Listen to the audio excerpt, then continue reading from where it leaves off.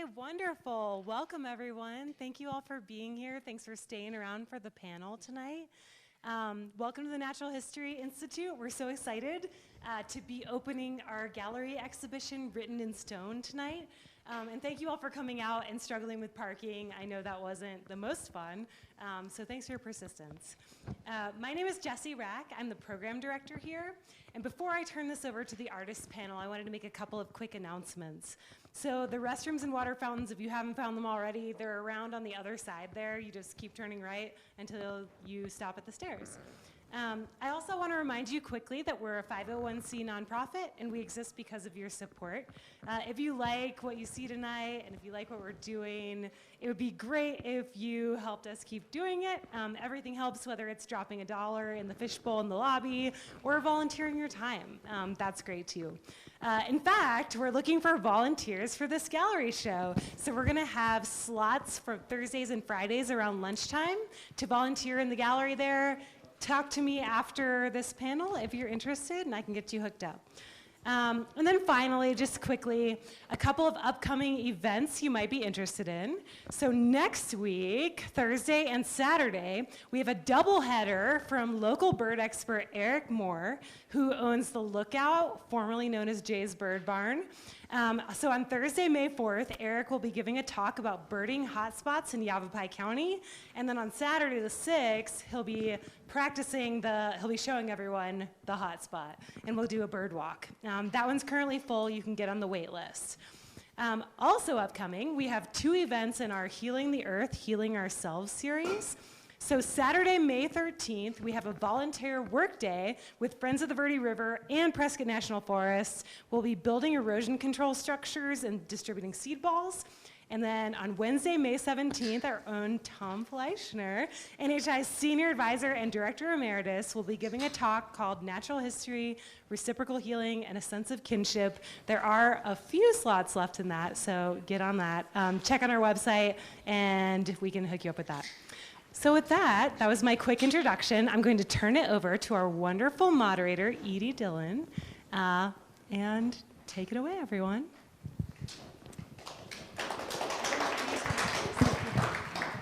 Oh, I have one on me. Oh, you do? Yeah, I do. Sorry, yeah. Okay. Can you guys hear me? Yeah. Okay, that's magic.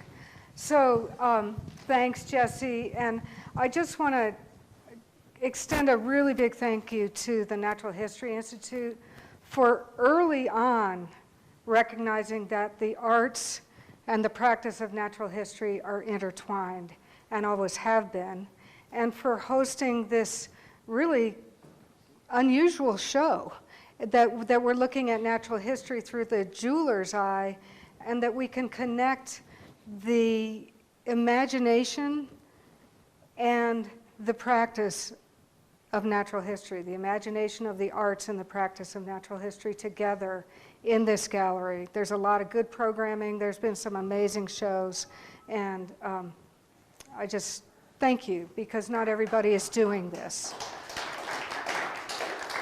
I also want to thank the Gallery Council, my fellow members, Diane Gilbert and Roger Ace, who have worked tirelessly over, well, it started months ago, but particularly this last week has been really something. And also Jan Marshall and Lesley McKeown, who came in and did a lot of work on the last details that we needed to put together.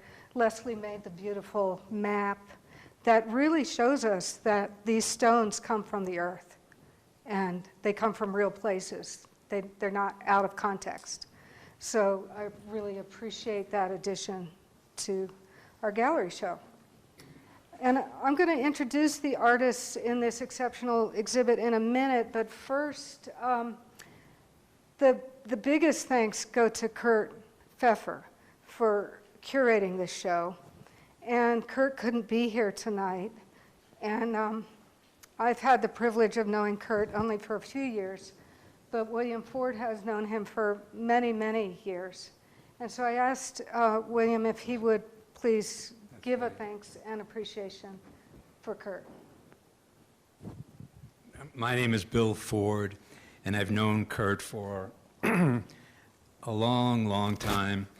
And so he put the show together and I don't know everybody that's participating or didn't, but the reason that the people that are participating did was because of Kurt. He's just, in Yiddish, he's a mensch. He's just a nice guy. He had a store in Jerome for years and years, and it was a real showcase for studio jewelers. And the way it became a venue like that was just because he was such a nice person, and he knew an awful lot of people. Everybody liked him and respected him and would give him work to sell, and consequently you could go there and see some of the stuff, some of the best stuff that was around.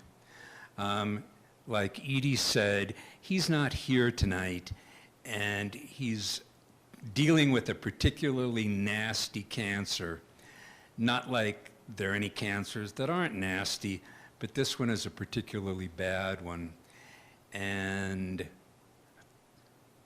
all, you know, you wonder what can you do kind of thing. It's like that. Keep him in your mind and your thoughts, you know. He's just a very good person. Anyway. So we're live streaming. Hi, Kurt. We love you. So. Flash gang signs. So I'm really excited for our conversation this evening, and I'll start with brief introductions of everybody and then move on to just several questions.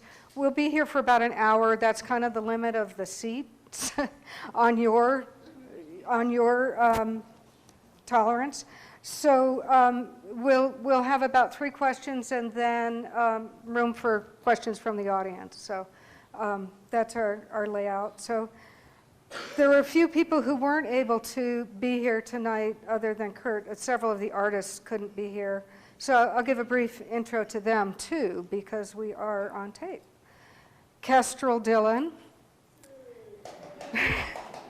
grew up here in the Mogollon Highlands, attended school at Prescott College, and then went to Pratt Institute in Brooklyn, where her degree is in jewelry design, and she still works as a jewelry designer in Brooklyn.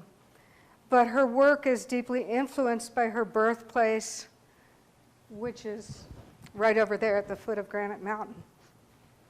And Kestrel represents the younger generation of artist jewelers in our group. Dwayne Tawahanga is from Second Mesa on the Hopi Nation. He uses design elements from the Hopi tradition and infuses his work with the symbolism of his ancestry and beliefs. He also brings in contemporary influences with an unusual use of gemstones. Dwayne has won awards all over the Southwest, from California to Texas. Joe McShane has been a resident of Prescott since 1967.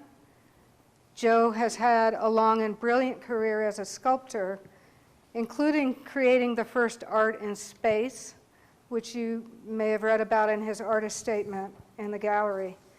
He's really well known for large-scale place-based art, but what we have are small-scale, beautifully rendered, small sculptures that really express his sense of irony and social comment. Kurt felt particularly that Joe's work was aesthetically and philosophically aligned with the cultural context of mining and the commodification of nature. That's one of our themes in this exhibit. So here, on our illustrious stage, is Neil Hunt, who's lived and worked in the Northwoods, on the Dakota prairies, and the high deserts of Arizona. When I asked Kurt what led him to ask Neil to be in this exhibit, he described him as an extremely sensitive wildlife artist, the best he's ever seen. And he also spoke of Neil's deep commitment to traditional engraving techniques, which I hope you'll hear more about this evening. Well, what do you know? This is actually in order to the way I wrote it. Kit Carson grew up on a dude ranch in Castle Hot Springs. He later attended the University of Oregon, where he studied engraving, drawing, and sculpture. Kurt met Kit in Santa Fe many years ago when they exhibited together, and Kurt describes him as boundlessly creative. He's worked with alternative materials for 45 years. His work thrums with humor, but also with irony and social comment. Do you all remember the 1962 film, How the West Was Won? Well, Kit has a series called How the West Was Wrong, with the question, won from whom and at what cost? William Ford,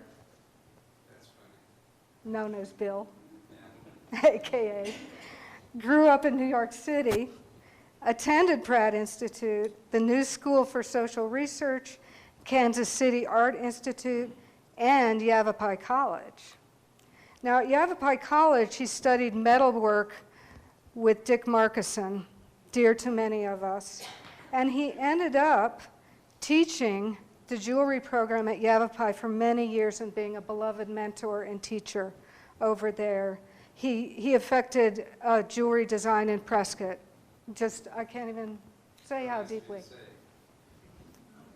He's appeared in Ornament Magazine, American Craft, House and Garden, and LA Style. Kurt describes Bill's work as eccentrically creative, which pretty much says it, I think. Klee Benally is Aine, originally from Black Mesa, now based in Flagstaff. He's worked nearly all his life at the front lines in struggles to protect indigenous sacred lands. He's also active in organizing indigenous justice campaigns to address police violence, nuclear colonialism, and the desecration of sacred sites.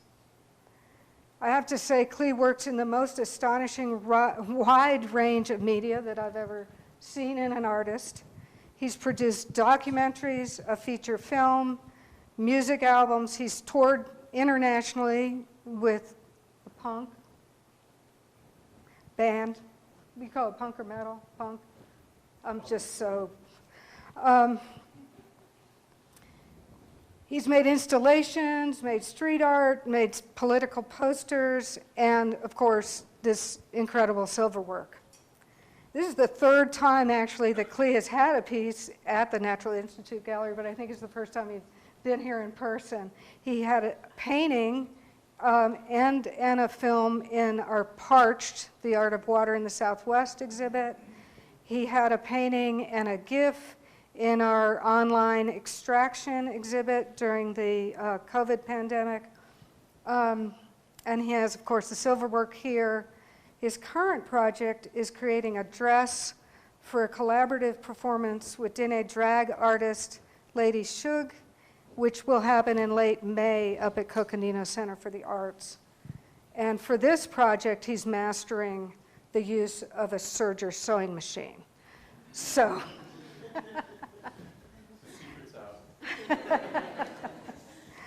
And finally, Lesley Aine McKeown.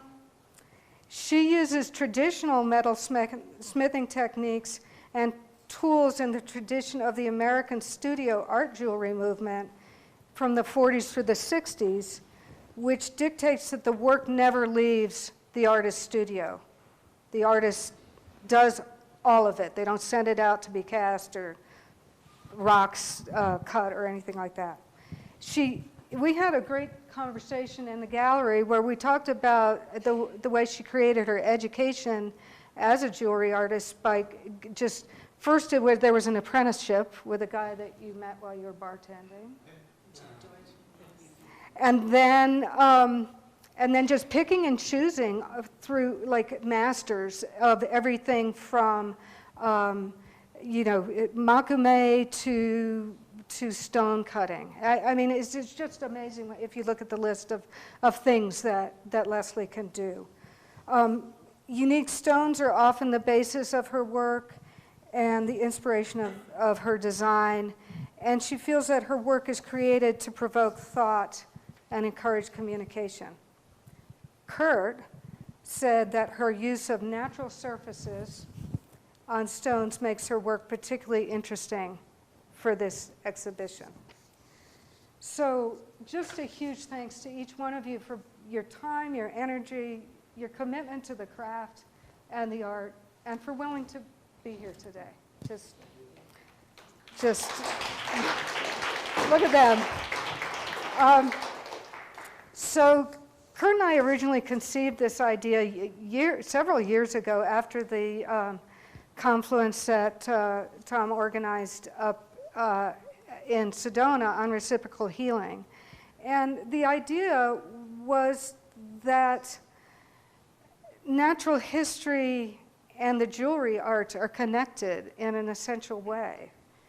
And it's not maybe clear right at first, but what we were thinking was that natural history really is the art of paying attention with, if I can quote it correctly, Tom, a practice of intentional focused attentiveness and receptivity to the more than human world guided by honesty and accuracy.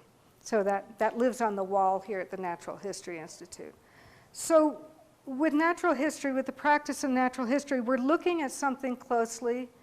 We're seeing how the small things fit into the big things. How does a small picture fit into the big picture?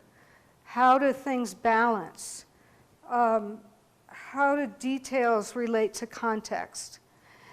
And with the jewelry arts, I think we're doing the same thing. We're looking at detail, we're being careful about balance, we're paying strong attention. And as an appreciator of the jewelry arts, we're doing the same thing because we're invited in. We're invited to look up close. This isn't some big thing. This calls you in to put your eye right up close and what is that there? What is that? So the two ideas are really connected together, and that's what birthed this exhibition.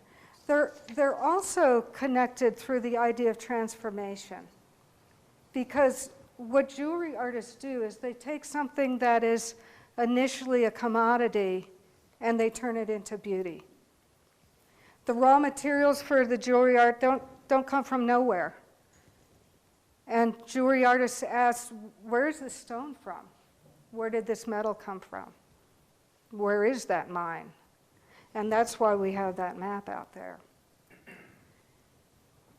So the idea being, can we transform something in the world that we see as commodity to beauty in more ways than jewelry?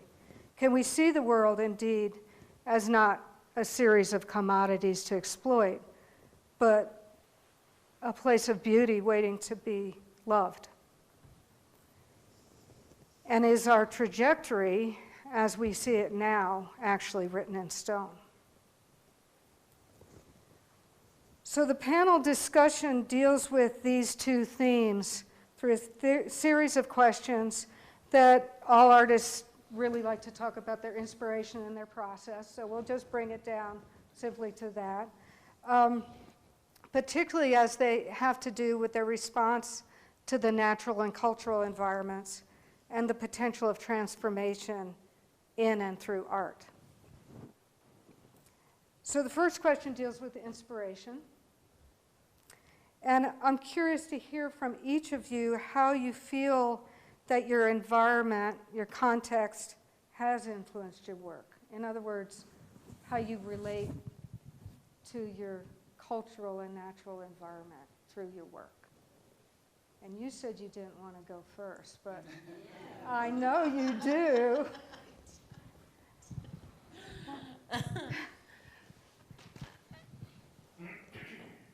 So, for me, Lesley, put it right up here I have to, yeah, then it does that screechy thing. Okay, is that better? Okay. There's no separation for me between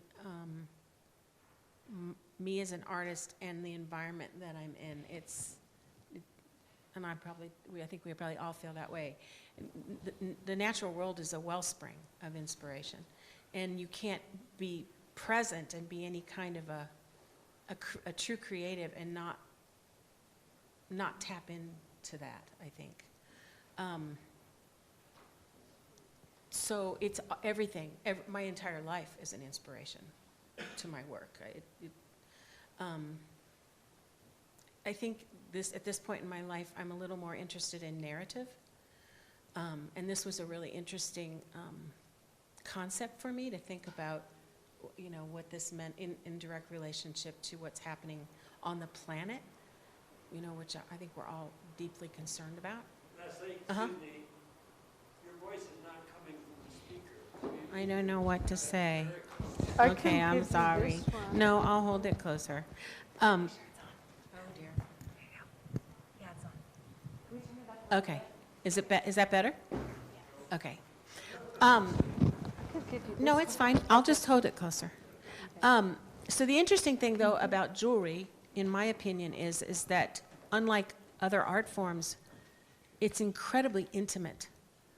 And so you have an opportunity as an artist to take the ephemeral part of the creativity, your emotion and things like that, and infuse the work with that, and it becomes talismanic, And so when somebody is attracted or wants to buy a piece of your work, it's like that circle is complete. You've reached them in a really deep, in a deep way that's moved them, and hopefully you've caused them to have a conversation, like I said about in my description, about how they feel about their relationship in the space that they inhabit on this planet and in this world that we're in. So I feel like it's a really important, I think all artists have a deep responsibility to that. I don't know if that really speaks to my inspiration, but that's all I have to say about that. There you go. We're just going down. Sure, you can go on down. That's the easy way to do it. Yate tahasintlo, she Klee Benally dasajine, Torich eatni shabashachi no kudine dashnella, Shama a Aethachi, Auto Aethachi dashache, Le Sithajin de Nasha, Daisi Kinfanish Hoan. My name is Klee Benally, originally from Black Mesa, as it was mentioned. Currently reside in Flagstaff. I'm here with my partner, Princess. And I'd like to first recognize the Yavapai Prescott lands that we're on and speak to first, thank you for the honor of sitting here and sharing work and being able to provide perspective and hopefully some sense and maybe unsensibility. My inspirations for almost all my work, because I'm an undisciplined multimedia anti-colonial antagonist and propagandist. I basically dabble in anything where I feel like there's a necessary intervention. The primary question that a lot of my work is informed by is in the context of ongoing settler colonial violence and resource colonialism, violence against the earth and our bodies. How do we heal? And so that question of transformation is always an important antagonism.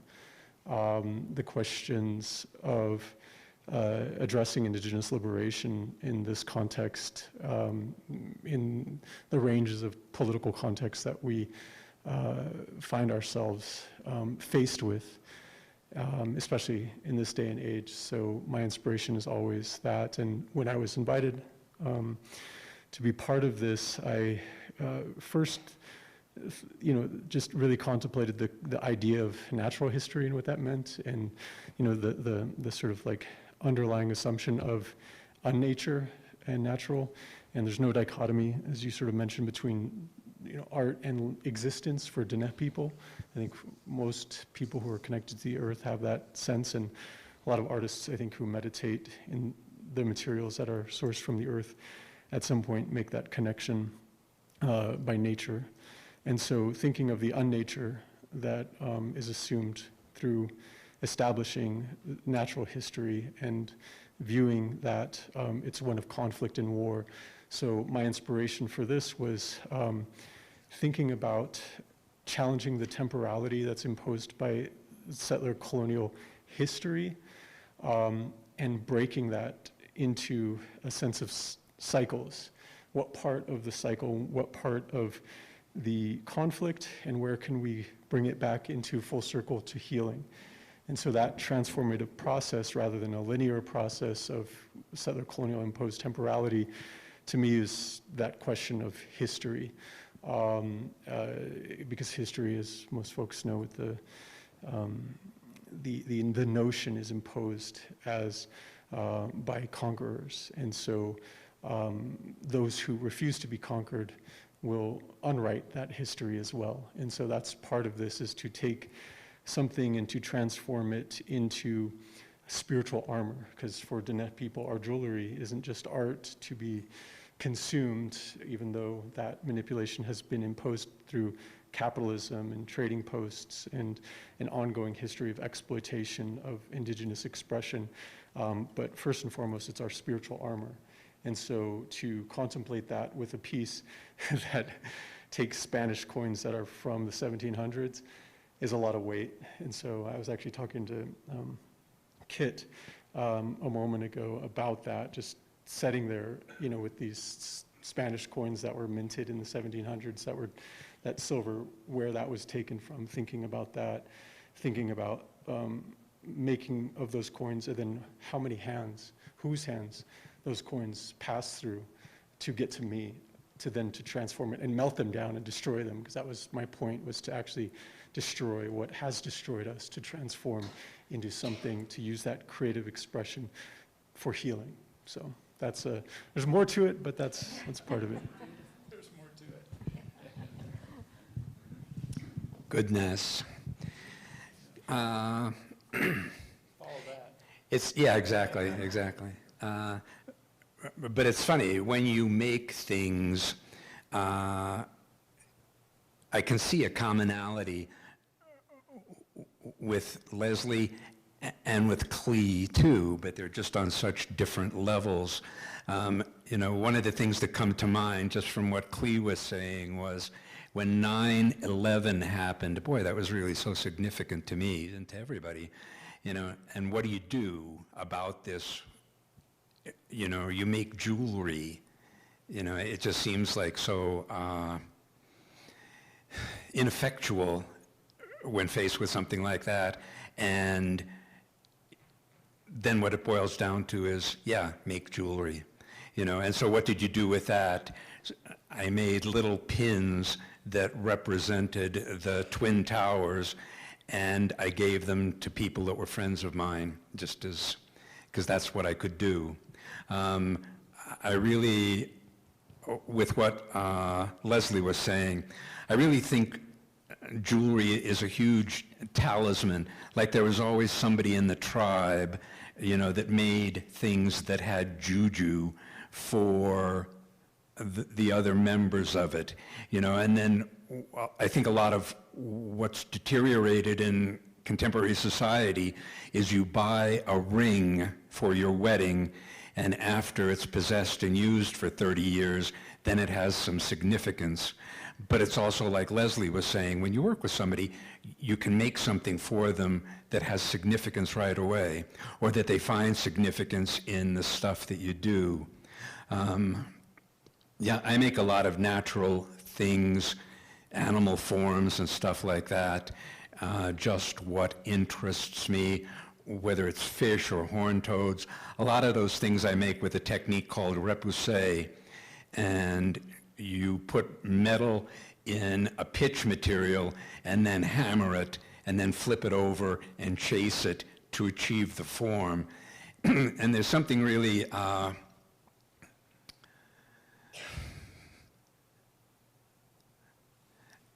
putting myself into the work by doing it that way, as opposed to, you know, making it in wax and casting it and having hundreds of them and stuff. what is this guy going to go on forever?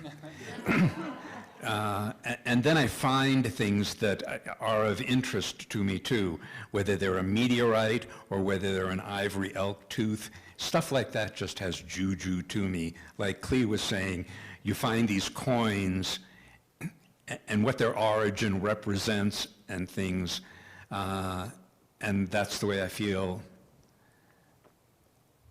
about a lot of the material I use, the mystery that comes with it. Okay. All right, Bill.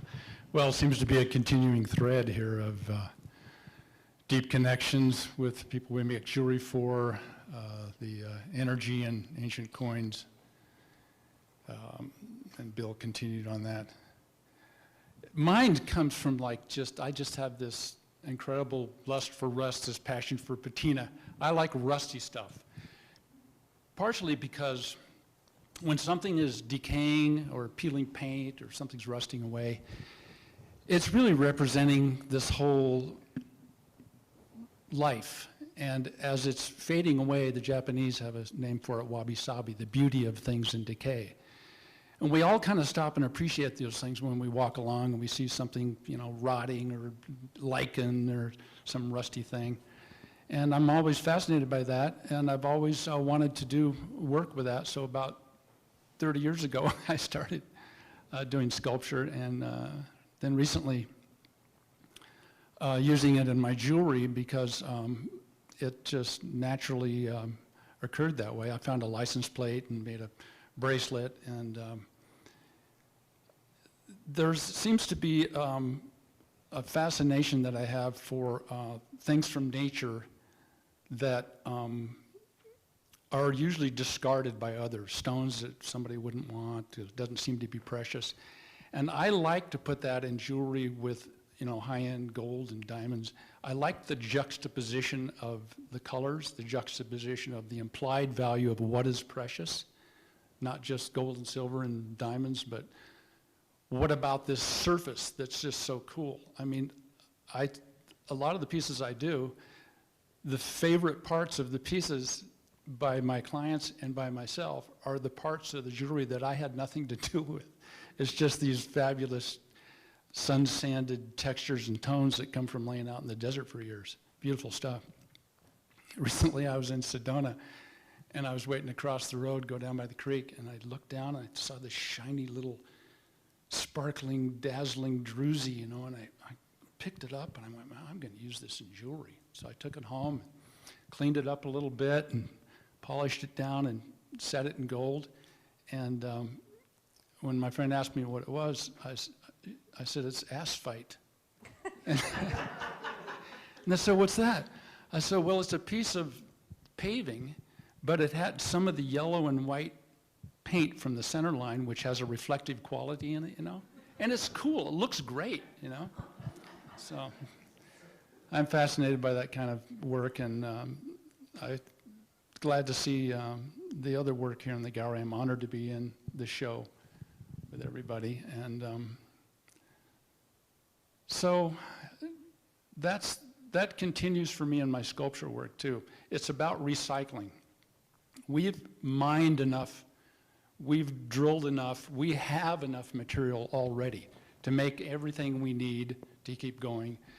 We should be recycling more, not only, of course, in things that we need to live, but in art as well. And I've been a great proponent of that, and I amass huge piles of rust in my yard that I call the Library of Visual Solutions, because that's exactly what it is.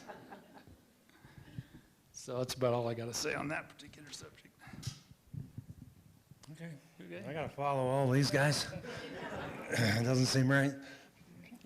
I've never really had an artist statement. I've never really concerned myself with that sort of thing. I was just a kid. I mean, I never went to school, never learned how to, do this stuff professionally, I thought. But, I like to draw. And first half of my life, basically, that was the only thing that mattered to me. It was no more than that. I liked to draw. And, you find yourself out there drawing in nature all the time. That's what you draw. And But, you know, I came from a little town in northern Minnesota that, you know, I mean, I kind of half jokingly refer to, we had no culture. The town was 100 years old when I was born. I mean, you know, it wasn't even that. You know, when I was born, the town might have been 75 years old. And it was just a working class town, you know, had a railroad and had a paper mill and that sort of thing. And there's just very little, you know, I like to draw, and there was really nothing to learn from there. And I thought, well, you know, there's just no culture here. And at some point, I met my wife, and we went to Norway. She was from Norway. And I met her uncle, who was a traditional artist. And he didn't speak English. I didn't speak Norwegian. But he was telling, you know, he did these beautiful carvings, just beautiful, and rose mauling. Some of you might know what rose mauling is. It's decorative work. And I always thought of myself, well, you know, I like fine art, you know, I like drawings and paintings and things like that. And he kept telling me, he kept using this word, acanthus. And I didn't understand him, and finally he ran outside and he grabbed a thistle. And he came in and he put it right in front of my face and twirled it very slowly, you know, and I saw the way the curves worked with each other, and I realized, you know, what he's doing is abstracted art, abstracted from nature, and has a very, very deep cultural significance, going way back. I mean, almost every culture in the world, going as far back as you want, makes little spirals. They always have, you know, and the spirals are everywhere, you know, on a universal level and molecular level. I mean, they're everywhere. So, you know, I went like, I just realized, you know, this is culture. This is my culture. And I've been doing decorative and just traditional work ever since. I'm not that concerned with being expressive or saying anything in particular. Just trying to find that groove that's been, you know, that's 10,000 years old and have my place in there. You know, a link in the chain. That's all I need. That's it. Wow, okay. Oh, I have this one here. So, Oh, you do? Yeah. Okay. So since those were such great complete answers, I think we'll just skip to the last questions in order to give time for questions from the audience. But so this is kind of the nitty-gritty in a way. We speak in the Curator statement about transformation, about the alchemy of the jeweler's art, of you're taking something that, as I said before, is seen as a commodity, and you're making beauty out of it, and which is also a commodity, but it's been infused with that talismanic energy or the intention of your process.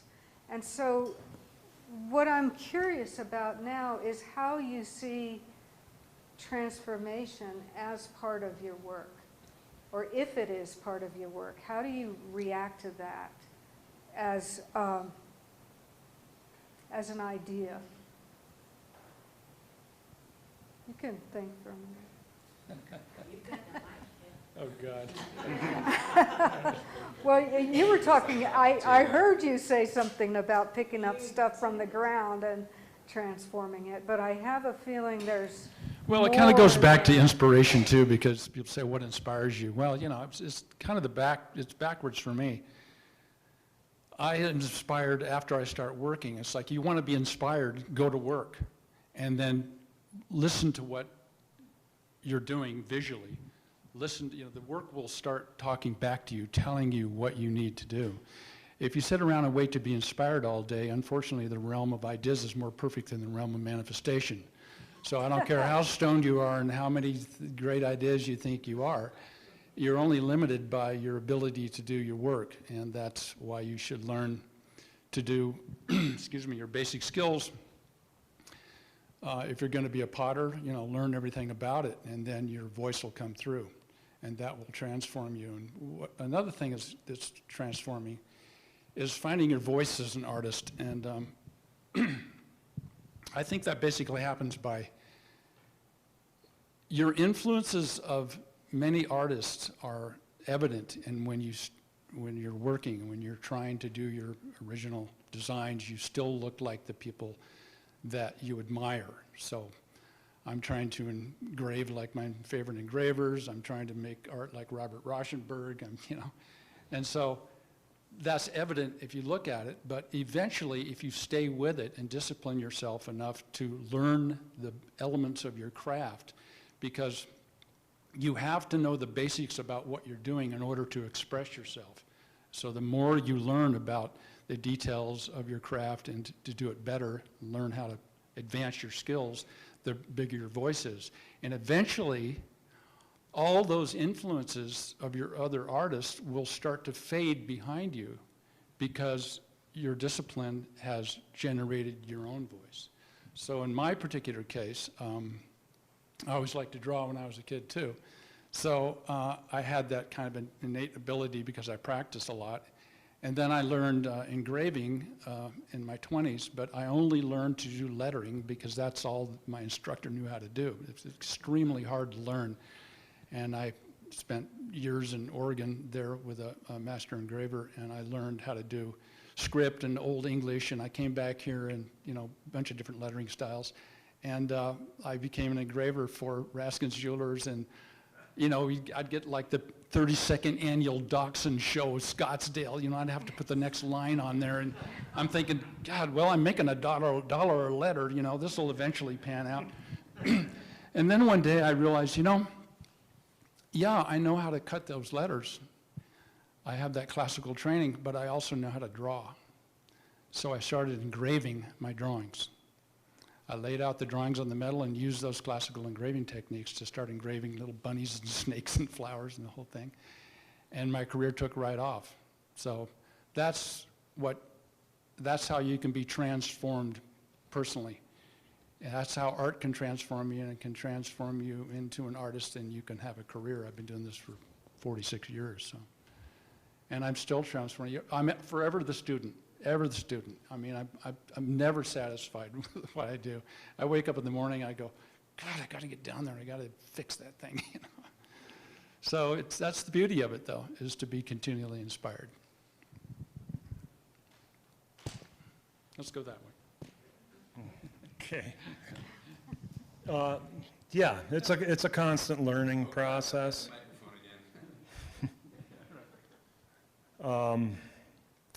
Yeah, the only my main transformation, if you will, is my awareness of time.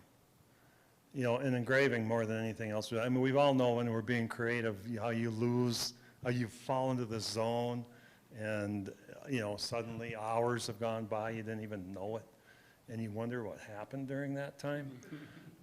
Well, engraving is that on steroids. Yeah, you can, I always say, I live on engraver's time. And, it's just a whole nother way of doing things. It's a whole nother way of seeing not only minute to minute, but lifetime to lifetime. And so that is transformative. It's very personal, and that's about it. It just gives me a new way of understanding what it's all about. That's it.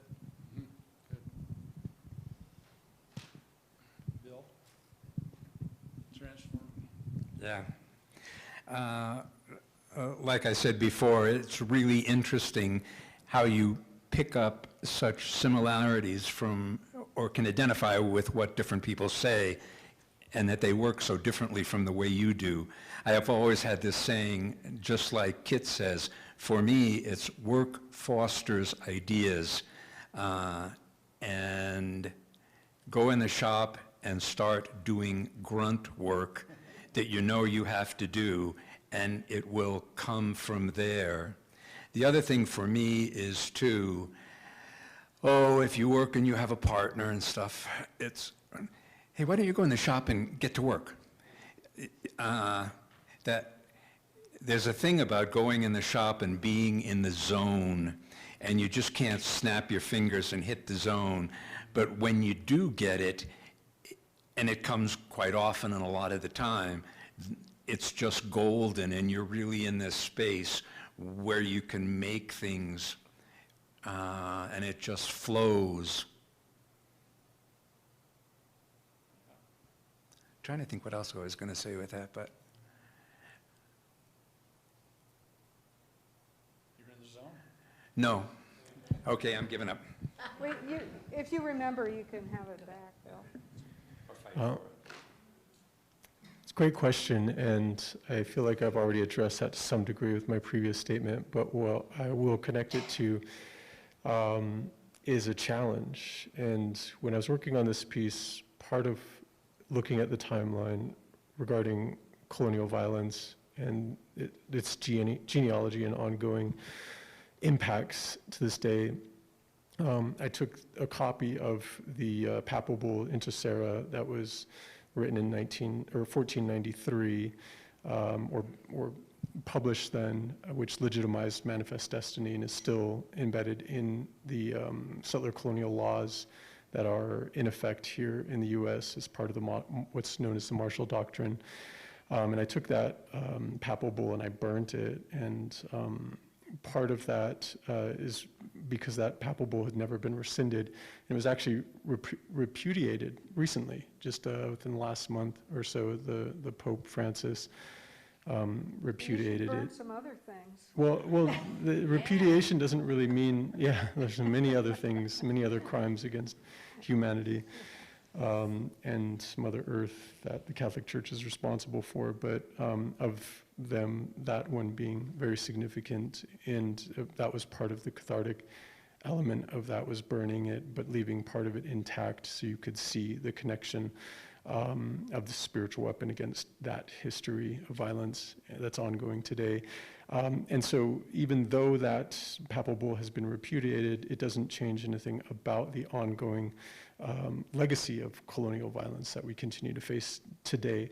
So to me, the challenge of transformation is not just a personal journey regarding a reflection that is provided through looking at art that's safely behind glass and appears to, maybe go to sleep when the lights are off in a gallery, but it's extending that connection to have it transform our interactions socially. So what kinds of ways can we challenge ourselves to engage in social transformation to address the suffering that exists? Because outside of this gallery, when the lights are off, who is sleeping on the street, who doesn't have enough food?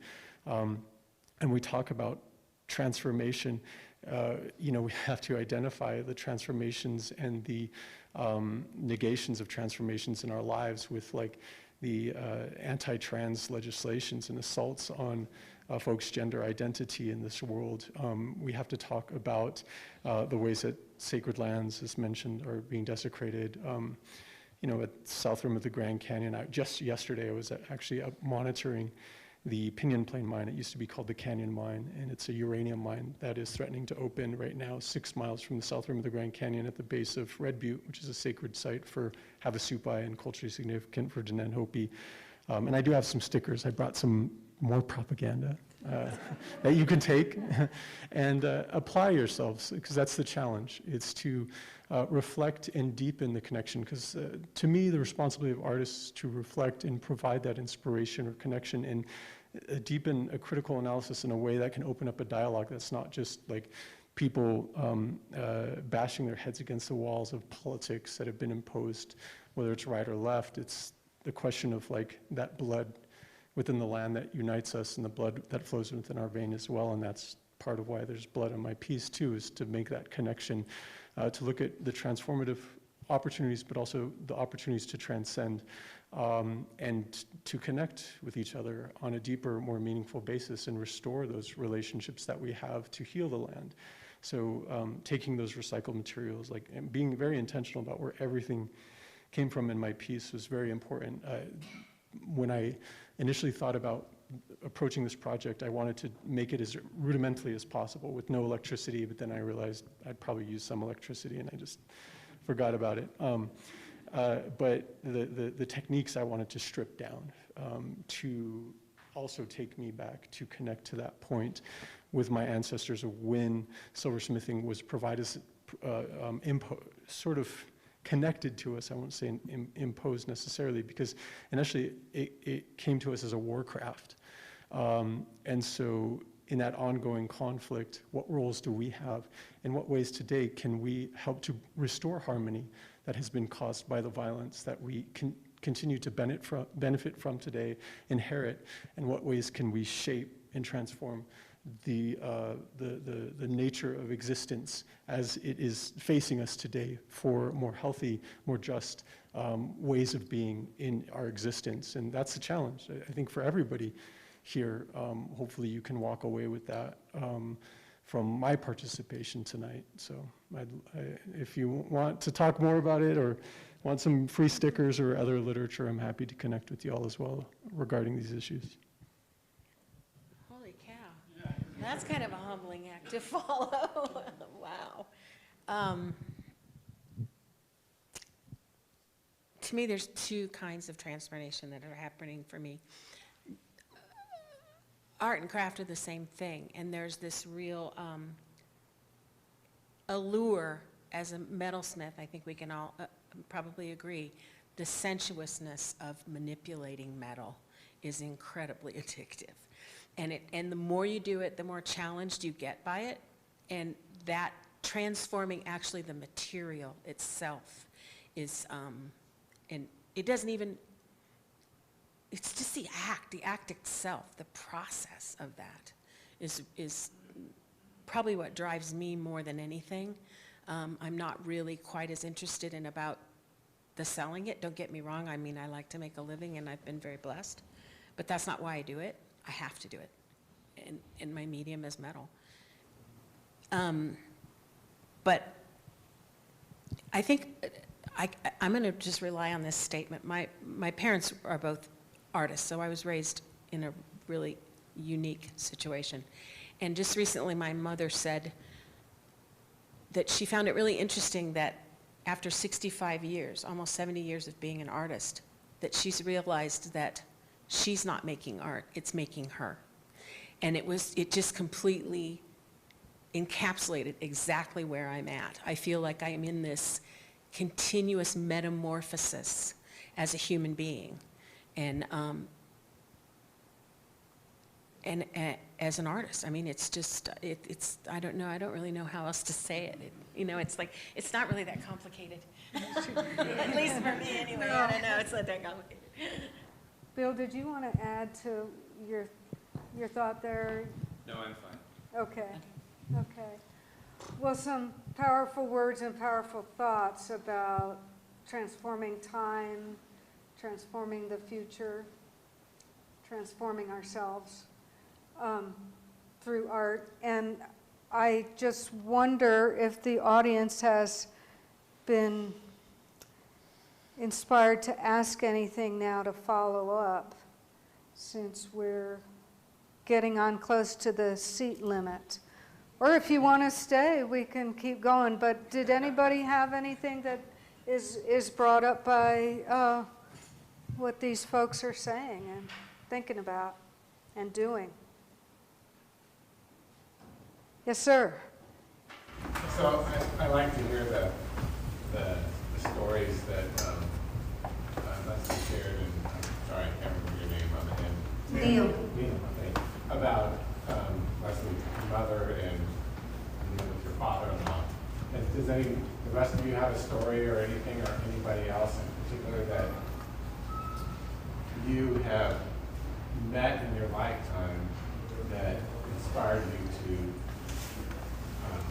change your technique or move into a different medium or anything like that?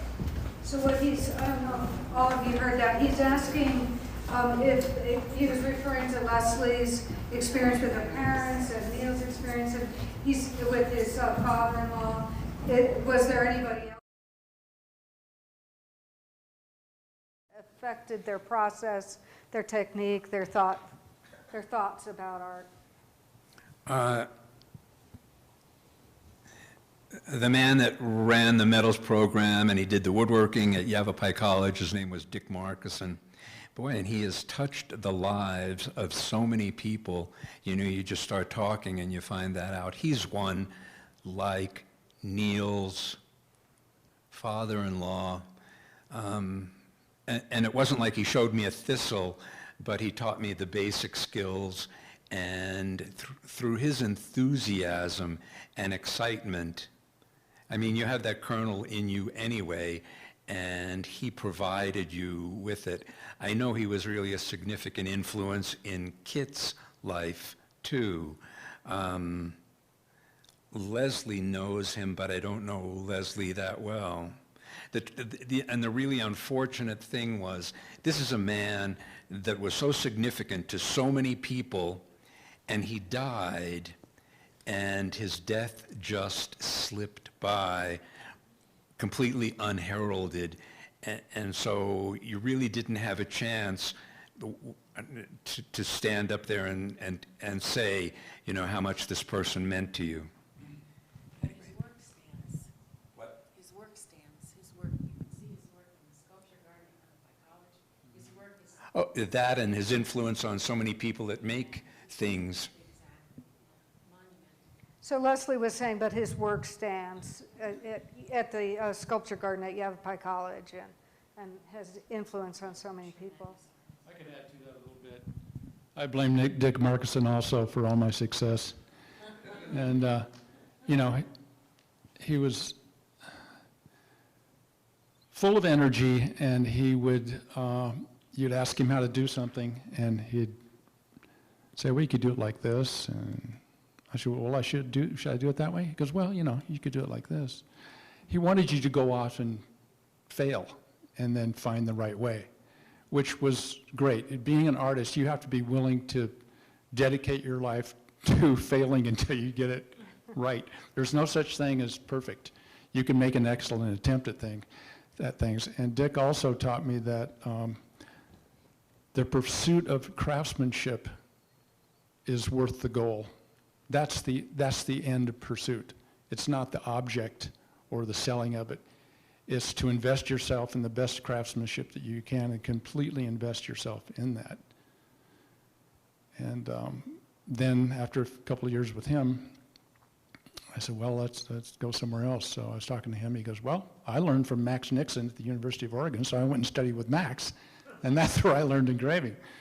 So yeah, there are people in your life that completely change your ability to adhere your skills, and that you learn those techniques through hours of dedicated practice, and then you risk going out on your own. And that's when you start learning the lessons that you learned in school. Because in school, who cares if you take your time for 2 weeks to raise a pot, you know? But out in the real world, you've got to work in an economic way so that you can produce as much art as you can. And that's when those words come back from Dick, that never think about, don't do the work for the money, do the work for the craftsmanship, and it will find the audience. I think this is just making me think about the idea of transformation again, how we can transform each other, which is something Klee was saying. And I think some of us, many of us in this room are getting to be the age of elders, and what we can do for other people in terms of passing, sharing, being the exploding star that it sounds like Dick Markison was for so many in this community, that it's actually a privilege to get to be this age and to be able to, you know, have that. So. Yeah. I have a lot on that too. You know, getting back to your question is sometimes it's about timing. And at one point I decided I want to learn how to do gun style engraving. In part because it was the most difficult thing I could think of learning how to do. And this was before the internet. And how many of us ran across gun engravers before the internet? There's only a handful of them. And, but the thing is what I did was I took a bowling ball and I hollowed part of it out, filled it full of lead, put a pan of ice on it, put it on a rubber wheel so I could move it around a little bit. And I started trying, I started. And that was the thing. And because I started, a guy happened to notice what I was doing, and he ran, you know, and he turned out to be an Austrian gun engraver. And he said, I'll take you under my wing. And again, I'm going to go back to drawing. I said, why? He said, because you know how to draw. And otherwise, what's the point? And, you know, I've had many other, I'm the best engravers in the world I've sat with and learned from. But he was maybe the most important. I wouldn't call him anywhere near the best in the world. But his timing was right. I ran across the right guy at the right time to just kind of push me in that direction. Isn't that interesting? Other thoughts or comments? Yeah, I'll say something maybe in contrast to a lot of what I do, especially in relation to my silver work, and I'm also a traditional dancer, is in spite of the white supremacist gaze and capitalist gaze that has imposed certain standards and expectations on Indigenous expression to the point where a lot of what we see in the galleries has just been so objectified and removed from our own expression that we don't really make much that rewards us except for survival. And so I think that, like, that connection of people saying, hey, you know, you make something like that, it's not going to sell, well, it's not the point. And so I think that that's also important. And just the other note about intergenerational connection to silversmithing. My dad is a silversmith. He learned the trade sort of stepping back from his elders, but also in the context of being forced to go to a boarding school. But he, you know, he was 20 years old when he went to boarding school, when he was kidnapped from the reservation and experienced that violent assimilation process. So he was more or less somebody who took care of others when he was at the boarding school. And then he, because he was taken from Black Mesa and moved to Riverside Sherman Institute boarding school, and he ended up making a connection to LA and started making jewelry and silver there. And so the connection is when I was about 9 or 10, he showed me an acetylene torch. He showed me some rudimentary tools, old tools that he had. And I still use those old tools to this day. And he just turned on the torch. He showed me how to use it. And he said, don't burn yourself. And that was it. That was it. Any other thoughts, questions, follow-ups?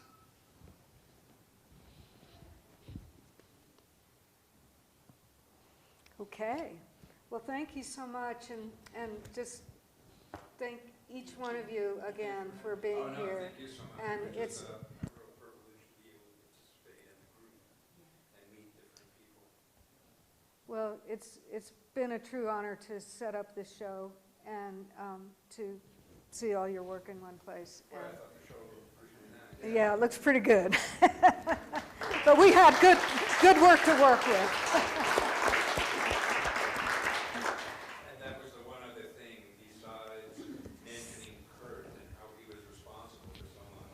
It's just like all other work that you put in, and Jan and Diane and Roger, you know, tireless, and just thank you very much for everything you did. And the show, I think, really reflects it.